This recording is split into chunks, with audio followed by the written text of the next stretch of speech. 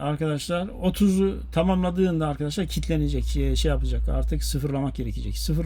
O zaman da sıfırlama işlemi deneyeceğiz. Ama sıfırlamaya geçmeden bunu bir kontrol etmekte fayda var. Z'yi denedik, olmadı.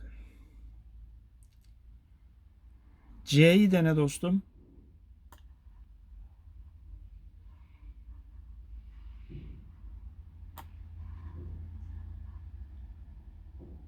O da olmadı be.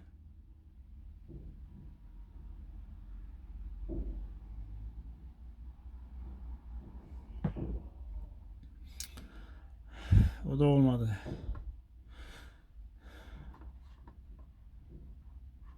Genellikle soldan başlayandan diyorlar. Ne demekse bu. Soldan başlayan ne olur?